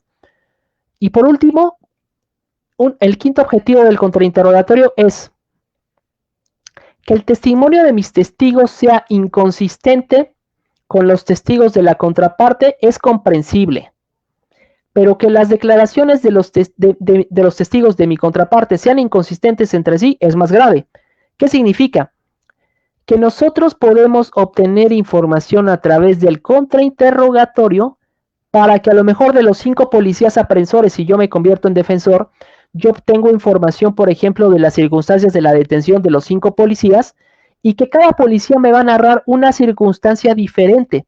A lo mejor un policía me va a decir que iba manejando y que la detención fue a qué hora son, a las 18:20 horas. Otro policía va a decir, no, es que el que iba manejando soy yo y la detención fue alrededor de las 5 de la tarde. Un tercer policía va a decir, no, de hecho el que iba manejando era yo. Y sin embargo, la detención no fue así. De hecho, la detención fue en la avenida fulanita de tal. Vean cómo nosotros con el contrainterrogatorio podremos obtener esa inconsistencia de los 5 testimonios de los policías y pues no habría esa coherencia externa, ¿ok?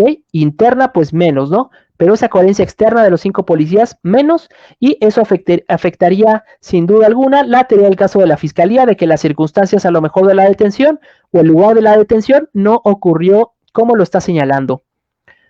Ahora, ¿cuáles son el tipo de preguntas que podemos realizar en un contraexamen? En México se encuentran establecidas en el artículo 373 que para realizar el contrainterrogatorio la regla es que se pueden realizar cualquier tipo de preguntas, incluidas las preguntas sugestivas. Es decir, las preguntas sugestivas únicamente se pueden realizar en el contrainterrogatorio. Y eso lo tienen también en el Código Orgánico Integral Penal, en el artículo 502.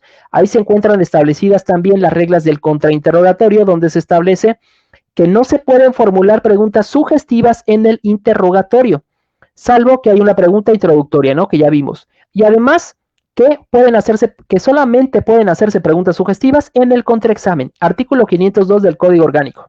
Ahí se encuentran precisadas cómo se desahoga ese contrainterrogatorio. Ahora, ¿cuáles son los tipos de preguntas que se pueden realizar? Esto como preámbulo. Primero, de manera legislativa, donde se encuentra establecido. Primero, se pueden realizar preguntas de un solo punto, es decir, de un solo hecho. Toda pregunta que nosotros realicemos debe incluir únicamente un hecho, porque si hacemos preguntas en el sentido de testigo, dígame, ¿usted se encontraba el domicilio el día 1 de agosto de 2020 a las 17 horas en compañía de su padre y de sus menores hijos? Esa es una pregunta compuesta, súper compuesta y totalmente objetable. Esa pregunta, como lo dicen los americanos, hay que desmenuzarla. Y esa pregunta hay que hacerla en diversas preguntas. Por ejemplo, testigo, usted se encontraba en su domicilio, usted vive en el domicilio fulanito de tal, ¿cierto? Sí. ¿Y usted se encontraba en ese domicilio el día 1 de agosto de 2020? Sí. ¿Y usted se encontraba en ese domicilio alrededor de las 18:25 horas, ¿cierto? Sí. ¿Y usted se encontraba en compañía de su madre? Sí. ¿Y de su menor hijo? Sí. De sus dos menores hijos, de hecho. Sí, ok. Entonces vean cómo nosotros tenemos que hacer preguntas de un solo hecho.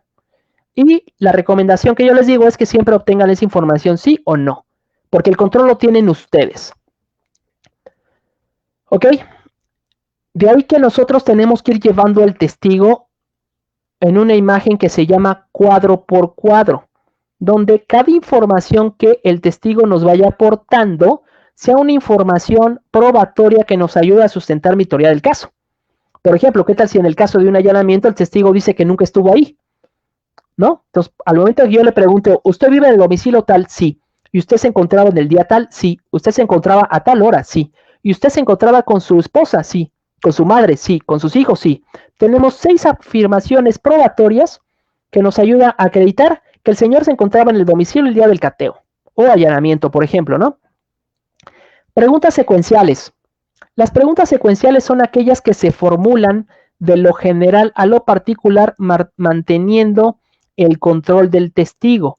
Es decir, son preguntas que se realizan de manera cronológica, ¿ok? Para darle una visión de manera al juzgador. Tercer tipo de preguntas, como excepción, aclaro, como excepción, ustedes pueden practicar preguntas abiertas. Las preguntas abiertas se sugieren y están permitidas realizarse en el examen directo, pero como excepción, ustedes las pueden realizar también en contra. Es algo que la doctrina le llama zona segura o válvulas de escape. Por ejemplo, hablando del mismo allanamiento, donde llega la policía, peritos, se está investigando un caso de pornografía infantil, se llega a un domicilio y pues se le empieza a preguntar al testigo, igual, señor, usted se encontraba el día 1 de agosto en su domicilio, ¿cierto? Sí. Y usted se encontraba aproximadamente a las 2 de la mañana, ¿verdad? Sí. Y a lo mejor nosotros podemos perder ahí un poquito el hilo o algo o del tema y podemos realizar una pregunta abierta. Ejemplo, testigo, ¿usted me puede referir aproximadamente cuántas personas se encontraban afuera de su domicilio? Pues sí, se encontraban alrededor de 30 policías fuertemente armados. Ok, no pasa nada. Es una pregunta que no daña mi teoría del caso. Si bien es cierto, yo le estoy pidiendo una explicación, justificación o que el testigo me narre algo, vean cómo esa información no me afecta. ¿Por qué? Porque la orden de cateo estaban autorizados 50 policías para ingresar al domicilio. Así que el hecho de que yo haga una pregunta abierta, es más, testigo, dígame cómo se encontraban uniformados esas 30 personas. No pasa nada, porque no me afecta. Entonces, es importante que ustedes analicen este tipo de preguntas en ciertos casos.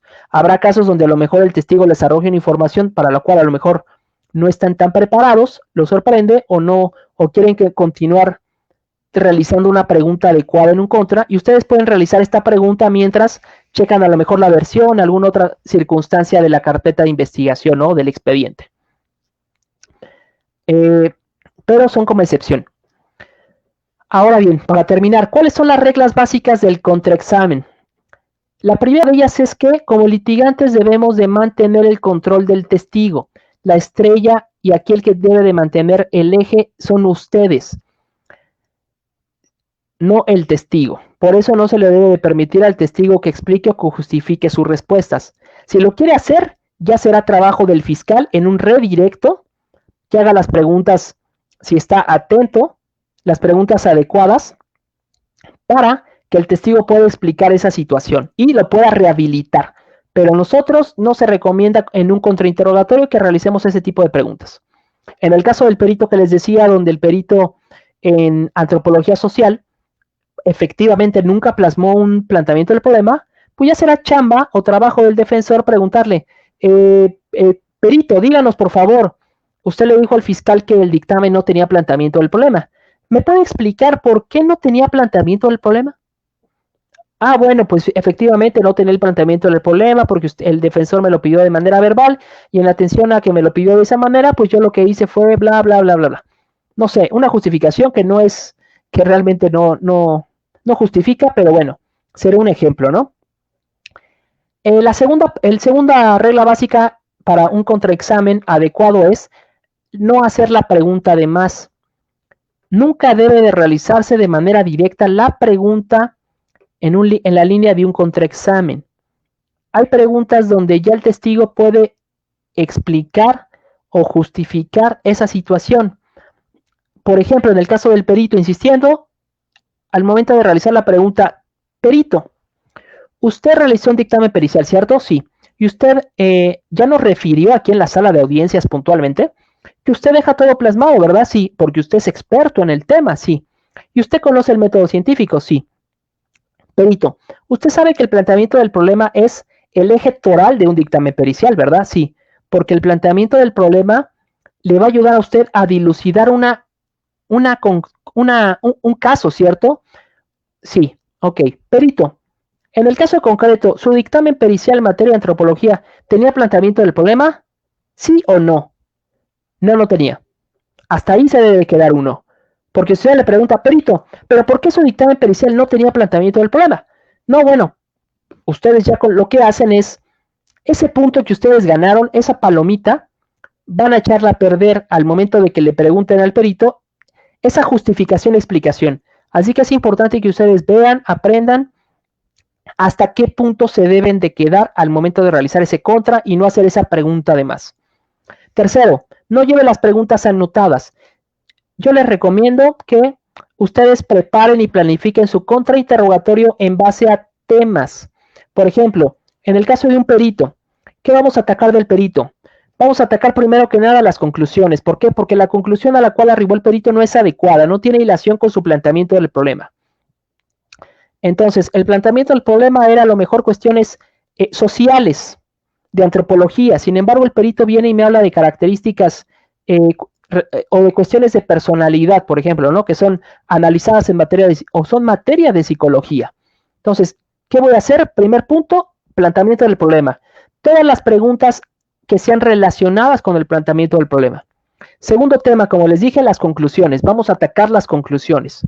Tercer tema, el método de estudio. El dictamen pericial me habla de un método descriptivo, analítico, etc. Entonces, voy a atacar ese método. ¿Por qué? Porque el perito no me justifica por qué no hizo mención de los otros métodos o por qué este método analítico es el más indicado. Por ejemplo, entonces, es importante que ustedes lo hagan por temas para que sea más fluido ese contrainterrogatorio que ustedes realicen en la audiencia. Obviamente esto también requiere práctica, preparación. Al principio pueden llevar algunas preguntas yo hacía hipotéticas respecto a lo mejor al planteamiento del problema, algunas preguntas probables, sin embargo no es para que sea un checklist y ustedes de esa manera hagan ese contra, ¿ok? es importante que lo realicen de esa manera. Cuarta regla básica, escuchen con atención siempre al testigo para saber si es necesario hacer un contrainterrogatorio o no. Quinta regla, no vayan de pesca. Ya platicamos que la investigación se hace en etapas preliminares. Ya sea en la instrucción fiscal, ustedes deben de abordar o investigar si el perito es idóneo, si cuenta con título oficial, por ejemplo, en el caso mexicano, si tiene antecedentes penales, etcétera, ¿no? Si a lo mejor una persona ya declaró en otro juicio, dijo una cuestión diferente, no sé. Ustedes deben de hacer esa investigación antes. No ir a ver qué pescan o a ver qué les contesta el testigo en juicio, porque eso puede ser contraproducente. Sexto, no discuta con el testigo. Relacionado con la pregunta que hacía una colega a la mitad de la charla, ¿qué pasa si un testigo o un perito no contesta? No discutan, para eso hay técnicas de litigación. Si el perito no contesta, ustedes deben de hacer la pregunta. Perito, pero ¿usted recuerda cuál fue el elemento de estudio en este caso? No recuerdo. Ah, bueno, si no recuerda, ustedes tienen la facultad y posibilidad de hacer esa técnica de litigación, ¿ok? Para apoyar la memoria del testigo y pueden utilizar ese registro de investigación o esa versión, esa pericia que se encuentra en el expediente para apoyar la memoria o, como se dice coloquialmente, refrescar la memoria del testigo. ¿Ok? Pero nunca discutan con él ni le digan, señoría, es que el testigo no me quiere contestar. No. ¿Por qué? Porque si el testigo no contesta, va a quedar evidenciado. Y ustedes únicamente van a hacer la anotación y en el alegato de clausura dirán, su señoría, pues si bien es cierto, vino a declarar el experto en materia de psicología forense con tantos grados académicos que tiene, pues si bien es cierto, únicamente respondió a las preguntas de la fiscalía. ¿Cómo le puede creer usted, señor juez, a un perito que es presentado, interrogado por la fiscalía, cuando en contrainterrogatorio no recuerda nada de la información que a preguntas sugestivas le hizo esta defensa? Por lo cual le solicito que le reste valor probatorio al perito. Por ejemplo, séptima regla básica. El abogado, recuerden, es la estrella. El litigante es el que debe de mantener el control del testigo, para que el testigo, en atención a las respuestas que haga de un sí o un no justifique ni explique esas respuestas. Otra de las reglas es aprendan a saber cuándo terminar ese contrainterrogatorio. ¿Eso qué significa?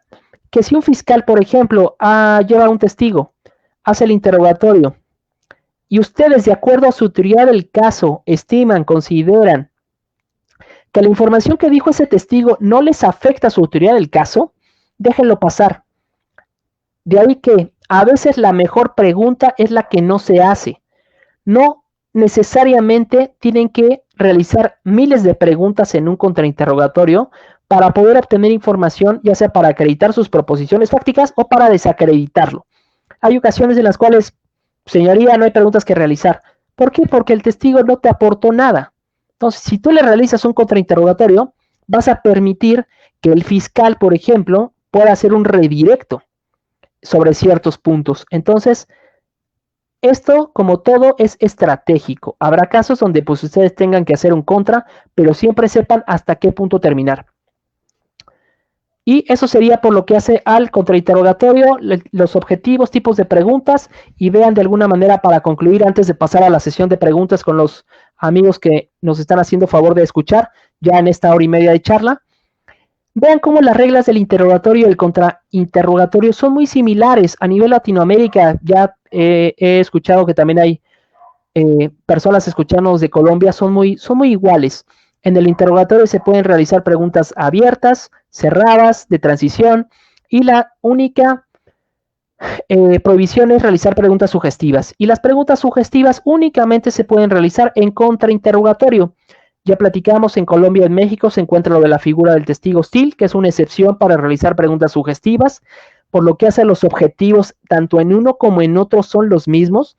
Estos objetivos son extraídos doctrinalmente, tanto de la doctrina chilena y puertorriqueña, que son los que tienen obras muy buenas en estos temas. De ahí que vean cómo los objetivos son los mismos y es importante que nosotros las conozcamos y sepamos cuál es ese tipo de preguntas que vamos a realizar, pero siempre recuerden que todo es en base a una planificación y preparación de nuestra teoría del caso, ya sea en mi caso como fiscal o ya sea como abogado privado en el libre ejercicio.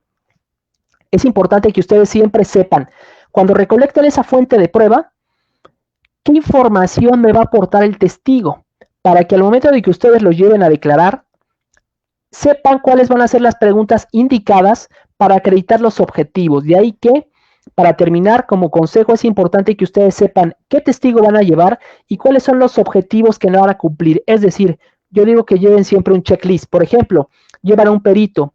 Yo con ese perito, por ejemplo, voy a incorporar lo que es el arma de fuego. En el caso mexicano, que hay que llevar el arma. Yo debo de tener claro mi objetivo, que es la acreditación, planteamiento del problema, conclusiones y la incorporación de la evidencia. En el caso de un policía que hace la investigación, a lo mejor de unas víctimas de trata de personas que son menores de edad, tengo que acreditar la minoría de edad. Policía, acreditación, actos de investigación realizados. Tercero, incorporación de actas de nacimiento de menores de edad con identidad reservada. ¿Ok? Siempre hagan ese checklist. ¿Para qué? Para que al momento de que ustedes están desarrollando ese interrogatorio o contra, no dejen pasar temas. Porque ustedes dejan pasar algún tema que no preguntan, ya no lo pueden subsanar. Así que, doctor Adolfo Castro, hasta aquí sería mi intervención. Pasamos a la serie de preguntas y respuestas ya para despedirnos de los amigos. Ya ha sido casi 1:40, nos extendimos un poquito en esta inauguración de videoconferencias en la firma Adolfo Castro. Gracias, señor fiscal Enrique Baeza, por su tiempo y por brindarnos sus conocimientos. Tenemos algunas preguntas. Creo que la pregunta del abogado Carlos Lino en cuanto al contrainterrogatorio fue bastante y extensamente contestada. Adrián Benavente Ramírez nos hace una pregunta, pero quisiera que nos aclare igual por mensaje a qué se refiere, cuál es la diferencia entre los dos. No sé si se refiere a contrainterrogatorio, interrogatorio o cuál dos. Y también nos hacen una pregunta que existe ahora en el Ecuador, nos hace un abogado litigante, una modalidad en donde cuando le toca rendir testimonio al procesado, rinde su testimonio y al momento que ya le toca contestar las preguntas, manifiesta que se acoge al silencio. Nos preguntan por el mensaje de WhatsApp, ¿esto es válido o el procesado, si empieza a declarar, debe someterse al interrogatorio y al contrainterrogatorio? Doctor Castro, esta es una excelente pregunta que puede ser discutida y les voy a dar mi opinión y en la práctica que he tenido en estos años acá en casos de delincuencia organizada, ¿cómo se lleva? La regla ya sabemos que es que la persona procesada tiene derecho a guardar silencio, ¿no? Que es el derecho a la no autoincriminación. ¿Qué pasa en la práctica? En la práctica ha habido ocasiones en las cuales la defensa solicita la oportunidad al juez para que la persona imputada declare en audiencia. Si la persona declara en audiencia, ha habido ocasiones donde, como bien dice el colega que hizo la pregunta, el juez le pregunta al imputado, señor Adolfo, perdón que te ponga de imputado, señor Adolfo, ¿le quiere contestar las preguntas al fiscal? No le quiero contestar. Ok, bueno, señor fiscal, pues dado que la persona no quiere contestar, pues lo lamento mucho, ¿no? Esa es una opción y yo he tenido esa experiencia. Sin embargo, hay otra vertiente que a mí me parece, también porque estoy del lado del fiscal, más adecuada desde mi punto de vista. ¿Por qué? Porque el derecho a guardar silencio es un derecho que es renunciable. Me explico. Si la persona quiere declarar en la audiencia de juicio, hay órganos jurisdiccionales federales, tuve esa oportunidad en Chiapas, en el estado de Chiapas, donde el juez le dijo, señor imputado Adolfo Castro, si usted renuncia a su derecho de no declarar, le advierto que usted debe de someterse a las reglas de interrogatorio y contrainterrogatorio. ¿Qué pasó? Que el imputado declaró y ahora sí, fiscal, adelante. Nada de que se quiere callar. Sin embargo, pues el testigo también, el imputado, puede callarse, ¿no? Está en el derecho de no contestarme. Sin embargo, el hecho de que me conteste, pues va a permitir que yo acredite mis proposiciones fácticas. Es decir, estamos en esas dos vertientes, donde hay jueces que no autorizan que se practique un contra, y hay jueces que dicen, sí, es un derecho renunciable, y si usted renuncia, se le puede practicar contra, algo que para mí es maravilloso porque soy fiscal y al momento de que me suben a imputado a declarar, pues yo practico y hago mi contrainterrogatorio que llevo preparado. Así que creo que eso es muy cuestionable. Y para abonar un poquito aquí, doctor Castro, ¿qué pasa si nosotros recibimos una versión, una entrevista en etapa de investigación, donde a lo mejor el imputado en presencia de su defensor hasta nos confiesa, por decirlo así, determinados hechos? Pero si la persona no llega a declarar a juicio, esa información no la puedo incorporar. Eso es algo importante porque nos limita a nosotros como investigadores y yo no puedo incorporar evidentemente esa versión a juicio, ¿no? Bueno, acá en el caso ecuatoriano pasa igual. Si el procesado ha rendido versión durante la etapa de investigación y llegar a juicio, se acoge al silencio, la fiscalía no lo puede usar. El colega Óscar Alarcón Ibarra nos pregunta, el testigo está obligado a declarar, pero muchas veces dice, me acojo al derecho al silencio. En esa pregunta, entre otras, y en cambio en otras sí contesta. Pues la regla, si no me equivoco, en el Código Orgánico es que todo testigo tiene el deber de comparecer y la obligación de declarar. Y es más, al momento de que se inicie un interrogatorio, el mismo órgano jurisdiccional está obligado a apercibir o protestar al testigo para que se conduzca con verdad. ¿Y qué pasa si un testigo me obvia, se olvida y no me quiere contestar? Desde mi óptica, yo le puedo solicitar al órgano jurisdiccional iniciar una carpeta de investigación, porque está obstaculizando el esclarecimiento de los hechos. Así que un testigo, eso ya es en un caso más fuerte, un testigo donde un fiscal se ponga más duro, pero puede pasar, si a mí me presentan un testigo que está obligado y no declara, su señoría es evidentemente que el testigo o está falseando o está ocultando información y puedo solicitar que se le dé vista. Vista es como darle parte al fiscal para que aperturen una investigación en su contra. Así que si les topa conmigo, pues eso puede pasar, ¿no? Como conclusión, y le vamos a abordar la pregunta a Adrián, nos dice cuál es la diferencia entre el interrogatorio y el contrainterrogatorio. Perfecto, pues ya para concluir, la diferencia entre el interrogatorio y contra es, el interrogatorio es aquellas preguntas que realiza la parte oferente del testigo y ese tipo de preguntas que se puede realizar son preguntas abiertas, cerradas o preguntas de transición. En el interrogatorio directo no se pueden realizar las preguntas sugestivas, ¿ok? Donde como objetivos tenemos la acreditación del testigo, que es legitimar al testigo ante el órgano jurisdiccional, también acreditar proposiciones fácticas y también incorporar, por ejemplo, prueba material o documental. Es decir, siempre que nosotros ofrezcamos a un testigo, nosotros vamos a ser los primeros que intervengamos y quienes interroguemos a ese testigo. El contrainterrogatorio, a su vez, es la oportunidad que tiene la contraparte de realizar a través de preguntas donde se permiten las sugestivas y también abiertas o cerradas, poder controlar esa información o contrastar la información del testigo que fue ofrecido por el fiscal. ¿Ok?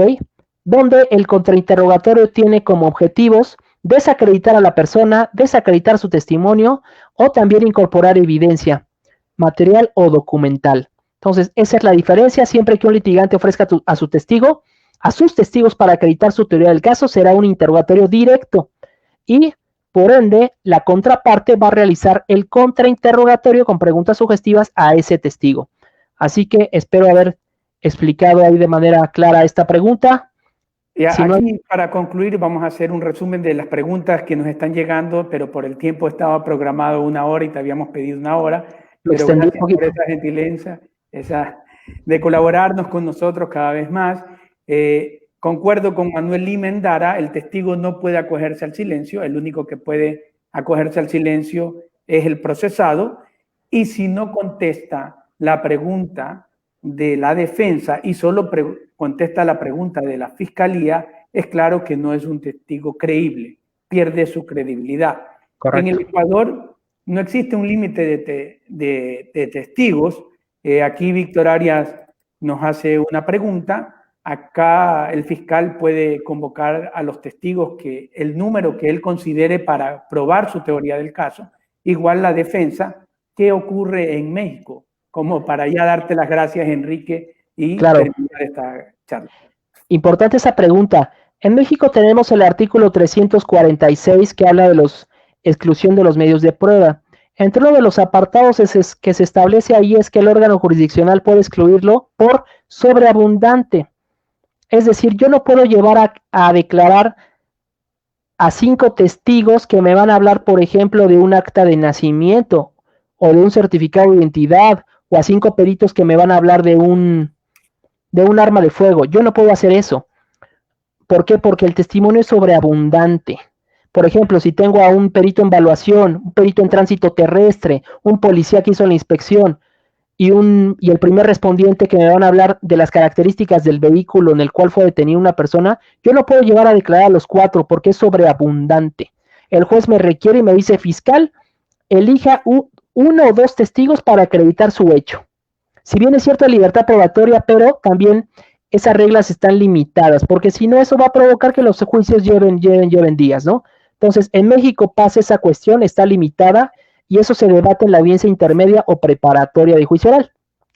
De ahí que nosotros, insisto, ya para terminar, recolectemos bien nuestras fuentes de prueba, sepamos qué objetivos vamos a acreditar con cada uno, y en el caso, por ejemplo, de este acta de nacimiento o un arma de fuego, corroboremos que ese hecho lo vamos a acreditar con 2 testigos, pero no se puede acreditar con más testigos. De ahí algo ya para terminar muy importante, que nosotros estudiemos y sepamos todo lo que son los patrones probatorios, perdón. Hay patrones probatorios de corroboración, de convergencia probatoria, redundancia, contradicción probatoria. Ahí se los dejo para que lo chequen y lo apliquen ahí en la litigación y la práctica diaria. Doctor Castro. Gracias, señor fiscal, muy amable. La producción me hace, recuerdo que a las primeras 25 personas que nos escribieron y nos mandaron su correo, vamos a compartir el libro que usted gentilmente nos ha facilitado. Les pedimos un poco de paciencia, hasta el día lunes van a recibir en sus correos que nos han proporcionado. Desde ya le agradezco. El próximo sábado estaremos con el doctor Wilson Gómez, quien nos va a dar una conferencia respecto a argumentación jurídica. La misma hora, 17 horas, por esta misma página de Adolfo Castro y Asociados. Y el día miércoles vamos a tratar un tema de actualidad local, que es el despido de los trabajadores de Manaví Construye. Vamos a tener al abogado José Luis Belli, quien es asesor de la Asamblea Nacional. Me despido de ustedes, agradeciéndole la sintonía a cada uno de ustedes. Muchas gracias y nos volveremos a encontrar en una próxima ocasión. Muchas gracias, doctor. Un abrazo a todos los amigos de Ecuador.